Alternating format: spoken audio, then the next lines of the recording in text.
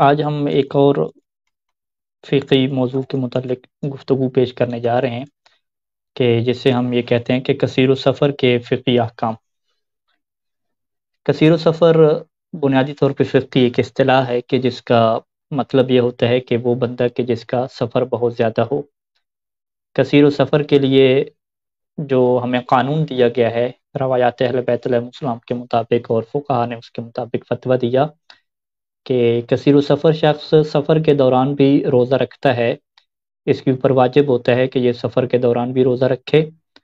اور اسی طریقے سے اس کے اوپر یہ بات واجب ہوتی ہے کہ یہ سفر کے دوران پوری نمازیں پڑھے۔ تو لہٰذا جو ہے وہ ہمارے ہاں جو ہر مسافر ہے اس کا ایک جیسا قانون نہیں ہے۔ اگر وہ مسافر کثیر السفر کی کیٹیگری سے بلانگ کرتا ہے تو پھر اس کے احکام بدل جاتے ہیں اور اس کا سفر میں وہی حکم ہوتا ہے کہ گویا کہ جیسے وہ سفر میں نہ ہو۔ کثیر السفر سید سیستانی دامت ظل العالی کے فتویٰ کے مطابق 3 قسم کے افراد جو ہیں وہ کثیر السفر کہلاتے ہیں۔ سب سے پہلے وہ جو مشہور ہے تمام فقہا کے مطابق کہ جس میں کوئی اختلاف نہیں ہے کہ ڈرائیور حضرات ہو گئے اور جو ڈرائیور کے ساتھ اس کا ہیلپر ہوتا ہے خدمت کرنے والا،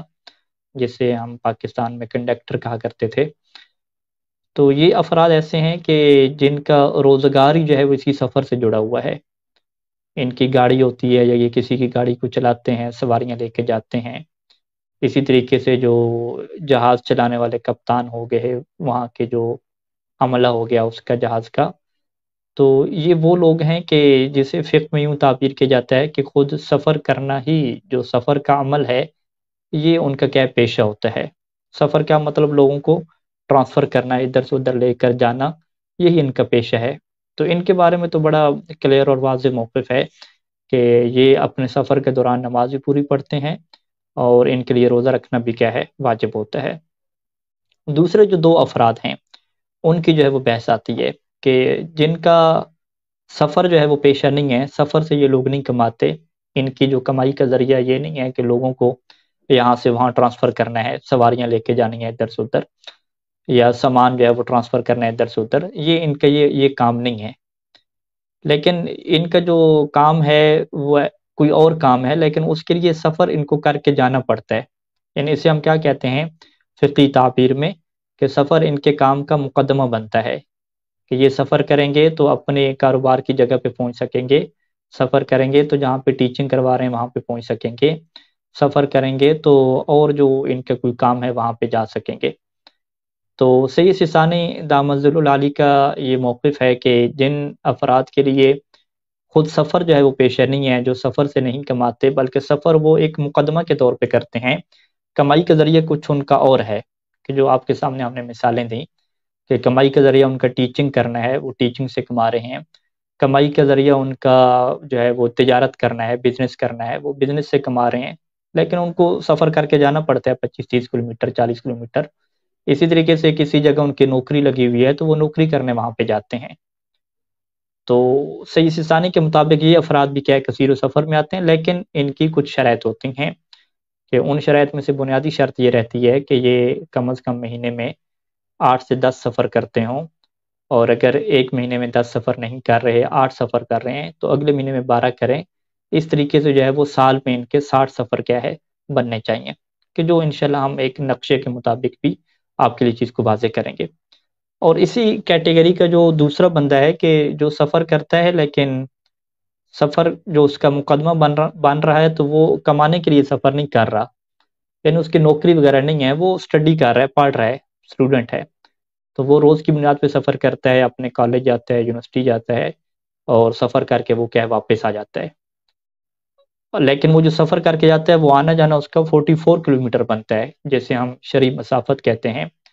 کہ ایک سائڈ کا 22 کلومیٹر کم از کم بن جاتا ہے، تو آنا جانا 44 کلومیٹر ہے، اور روز کا اس کا یہی کام ہے۔ تو اگر آپ اس سے سوال کریں کہ بھئی آپ مہینے میں 15-20 دن 10 سے زیادہ سفر کر رہے ہیں تو اس کا کیا مقصد یہ ہے کہ آپ کی کوئی نوکری ہے، کوئی جاب ہے؟ تو وہ کہے گا نہیں، میری کوئی نوکری جاب نہیں ہے، بس میں کیونکہ پڑھ رہا ہوں اور میرا جو کالج ہے یا میری جو یونیورسٹی ہے وہ دور ہے چونکہ، تو لہٰذا مجھے کیا ہے یہ سفر کرنا پڑتا ہے، یا میں کوئی کورس کر رہا ہوں، کوئی بھی کر رہا ہوں، یعنی کمانے کے علاوہ کوئی بھی کام انسان کے لیے ایک ایسا کام کہ جس کے لیے اسے سفر کرنا پڑتا، تو اس میں یہ بھی لکھا کہ کوئی انسان گھومنے پھرنے کے لیے جاتا ہے، مہینے میں 10 دن اس کا ٹور ہوتا ہے، بس گھومنا پھرنا اس کا کیا شوق ہے، یہ بھی اس میں کیا ہوگا شامل ہوگا۔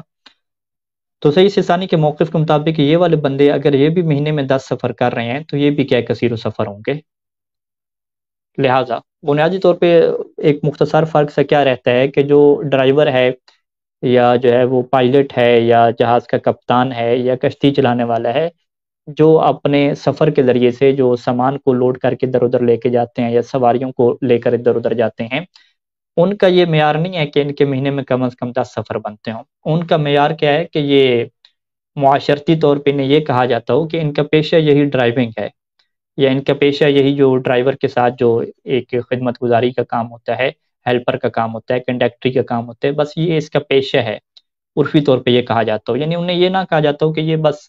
پارٹ ٹائم پہ یہ کام کر رہے ہیں اور ان کا یہ پیشہ نہیں ہے، کبھی کبھار یہ کیا سواری لے جاتے ہیں، وگرنہ انہوں نے گاڑی اپنے کام کے لیے رکھی ہوئی ہے اور ان کا جو پیشہ ہے وہ اور ہے۔ یعنی بنیادی طور پہ یہ بندہ ٹیچر ہے، لیکن کبھی کبھار کیا یہ ٹیکسی چلا لیتا ہے اخراجات کو کیا کمانے کے لیے، لیکن باقاعدہ اس کا یہ سفر کیا ہے، پیشہ نہیں ہے، اس کا باقاعدہ پیشہ نہیں ہے۔ تو جب باقاعدہ پیشہ نہیں آئے گا تو وہاں پہ پھر ہم یہ قانون اپلائی نہیں کریں گے، وہاں پہ ہم اگلے جو قوانین ہیں اس کے اوپر چلے جائیں گے کہ یہ مہینے میں کیا کتنے سفر کیا کرتا ہے۔ تو جس بندے کا پیشہ جو ہے وہ سفر بن جائے کہ سفر سے ہی وہ کمائی کر رہا ہو، پھر چاہے اس کے مہینے سے 10 دن کم سفر بنتے ہوں، پھر بھی کیا ہے اس کے اوپر نماز جو ہے وہ پوری ہوتی ہے سفر میں، اور روزہ رکھنا بھی واجب ہوتا ہے۔ اس کی مثالیں جو ہے وہ بہت تھوڑی بنتی ہیں کہ وہ کون سا بندہ ہوگا کہ جو مہینے میں جو ہے وہ 5-6 دن سفر کرتا ہے اور سارا مہینہ جو ہے وہ بیٹھ کے کھاتا ہے۔ تو یہ وہ چند افراد ہوتے ہیں کہ جو بڑے لمبے لمبے ٹور جن کے ہوتے ہیں، جس طرح کے فقہی کتابوں میں یہ مثالیں دی جاتی تھیں کہ نجف سے فرض کریں وہ ایک گاڑی لے کر جاتے ہیں مشہد تک یا قم تک، اب ان کی جو باری آ رہی ہے وہ مہینے میں 5 دن آ رہی ہے، لیکن اس کی وجہ سے وہ ان کی کمائی پوری ہو رہی ہے، ان کی جو کمائی ہے سارا سیٹ اپ ہے وہ چل رہا ہے۔ تو چونکہ ان کا ٹور بڑا لمبا ہے تو اس وجہ سے ان کو باری تھوڑی ملتی ہے، جبکہ جو نجف سے کربلا کے لیے گاڑی میں جاتے ہیں وہ تو روز 2-3 دفعہ جاتے ہیں۔ تو ان کا یہ نہیں ہوگا کہ وہ مہینے میں اگر 10 دن سفر کریں تو انہیں یہ کہا جائے کہ تمہارا پیشہ ڈرائیونگ ہے، انہیں کہیں گے کہ یہ کیسا پیشہ تمہارا ڈرائیور ہے کہ نجف سے کربلا جانا 1 گھنٹے کا راستہ ہے اور تم جو ہے وہ بیٹھے ہوئے ہو اپنے گھر پہ، تو یہ تمہارا پیشہ نہیں ہے۔ جبکہ وہ بندہ کہ جو ایک لمبے ٹور پہ جا رہا ہے، اگر وہ 5 اپنی باریاں بکتا کے گھر بیٹھ کے ہے تو اسے یہ نہیں کہا جاتا کہ تم جو ہے وہ کیوں گھر بیٹھ کے ہو، تم کما کیوں نہیں رہے، تو وہ کہے گا بھائی میں ڈرائیور ہوں اور لمبے ٹور کا ڈرائیور ہوں، اور یہ میں نے اپنی شفٹ کر دی ہے، اپنی شفٹ میں نے پوری کر دی ہے، تو لہٰذا کیا ہے میں کما رہا ہوں۔ تو لہٰذا یعنی عام طور پہ یہ نہیں ہوگا ایسی صورتحال، عام طور پہ جو بھی ہمارے ڈرائیور حضرات ہیں وہ مہینے میں 10 دن سفر بھی کر رہے ہوتے ہیں۔ تو لہٰذا یہ جو 10 دن سفر کا قانون ہے، جسے فقہی تعبیر میں سے ثانی کثرت فعلیہ سے تعبیر کرتے ہیں کہ پریکٹیکل طور پہ یہ دیکھا جائے تو یہ بندہ بہت زیادہ سفر کرنے والا ہے کہ مہینے کے 10 دن تو یہ باہر ہی رہتا ہے۔ جو بندہ مہینے کے 10 دن باہر رہتا ہے، اب جب وہ کثیر و سفر بنتا ہے تو اس کے اوپر یہ قانون اپلائی ہوتا ہے کہ اب وہ چاہے اپنے کام سے ہٹ کے بھی کسی جگہ پہ وہ سفر کرے تو اسے نماز کیا پوری پڑھنی ہوتی ہے اور روزہ بھی رکھنا ہوتا ہے اپنے کام سے ہٹ کر بھی۔ یعنی فرض کریں کہ اس کی چھٹیاں وغیرہ ہو گئیں، سنڈے کی اس کی چھٹی تھی، اس نے کہا چلو آج گھومنے پھرنے جاتے ہیں کسی اور مقصد کی خاطر، تو پھر بھی وہ سفر میں کیا پڑے گا، نماز پوری پڑے گا، کیونکہ یہ کثیر و سفر ہے۔ بلکہ دنیا کے کسی کونے میں بھی یہ بندہ چلا جائے، ابھی ہمارے یہاں نجف اشرف میں جو ہے وہ لوگ زیارات کے لیے آتے ہیں، اور ان میں سے بہت سارے لوگ ایسے ہوتے ہیں کہ جو ٹیچر ہیں اور ان کی جو نوکری ہے وہ ایسی جگہ پہ ہے کہ وہ روزانہ سفر کرتے ہیں، اور ان کا آنا جانا جو ہے وہ اس میں 44 کلومیٹر کیا بنتا ہے، یا ایک سائڈ کا جو ہے وہ 44 کلومیٹر کیا ان کا بنتا ہے۔ تو وہ کثیر و سفر چونکہ بن جاتے ہیں، تو لہٰذا یہاں پہ جب وہ پہنچتے ہیں تو ہم انہیں کہتے ہیں چونکہ آپ کثیر و سفر ہیں تو لہٰذا یہاں پر بھی آپ کیا ہے اپنا روزہ مکمل رکھیں گے، اور ساتھ کیا ہے آپ کی نماز بھی پوری ہوگی، ٹھیک ہے۔ تو اب کثیر سفر کا کیا معیار کیا ہے کہ مہینے میں کتنے سفر ہونے چاہیے، اس میں ایک معیار تو یہی معاشرتی معیار ہے کہ جسے ہم اس کے اوپر چھوڑتے ہیں کہ آپ خود اس بات کو طے کریں کہ کیا آپ کو یہ کہا جاتا ہے کہ آپ بہت زیادہ سفر کرتے ہیں، بہت زیادہ سفر میں آپ رہتے ہیں۔ اگر تو یہ عرفی طور پہ آپ سمجھتے ہیں کہ مجھے یہ کہا جاتا ہے، پھر تو پرابلم حل ہے، آپ کہیں گے میں بہت زیادہ سفر کرنے والا ہوں چونکہ، تو لہٰذا میرے لیے حکم کیا ہے کثیر و سفر کے جو احکام ہیں شریعت کے وہ میرے اوپر کیا لاگو ہو جائیں گے۔ لیکن اگر آپ سے یہ طے نہ ہو رہا ہو تو اس کی آسانی کے لیے ایک جو ہے وہ نقشہ جو ہے وہ ایک چارٹ جو ہے وہ تیار کیا جاتا ہے، جو نجف اشرف میں جو ہے وہ مکتب سے ثانی دامنظل علی سے بھی جاری کیا جاتا ہے، اور حرم کی طرف سے بھی اس طریقے سے، تو اس کو مومنین دیکھ کر جو ہے وہ آپس میں طے کر لیتے ہیں کہ چلیں ہمارے مہینے میں اتنے سفر بن رہے ہیں یا نہیں بن رہے، ہم کثیر سفر ہوں گے یا کثیر سفر نہیں ہوں گے۔ تو وہ چارٹ ہم آپ کے سامنے رکھتے ہیں اور اس کی کیا کرتے ہیں، ہم وضاحت کرتے ہیں۔ یہ چارٹ آپ کے سامنے آ رہا ہوگا، یہاں پہ جو عنوان باندھا گیا ہے کہ کثیر سفر کا جو ضابطہ ہے وہ کیا ہوگا۔ شہباز صاحب چارٹ نظر آ رہا ہے آپ کو؟ جی جی آ رہا ہے نظر۔ ٹھیک اوکے۔ اچھا، تو یہاں پہ کچھ عبارتیں پڑھ لیتے ہیں جو اوپر لکھی ہوئی ہے کہ عرف عام میں کثیر و سفر کا ضابطہ یہ ہے کہ سفر کرنا اس کی عادت ہو، اور اس کے لیے دو چیزوں کا ہونا ضروری ہے کہ اس کے سفروں یا جتنے دن وہ سفر میں رہتا ہے ان کی تعداد کثیر ہو یعنی زیادہ ہو، اور یہاں پہ جو ایک یقینی تعداد رکھی ہے کہ 60 سفر کیا اس کے بنتے ہوں،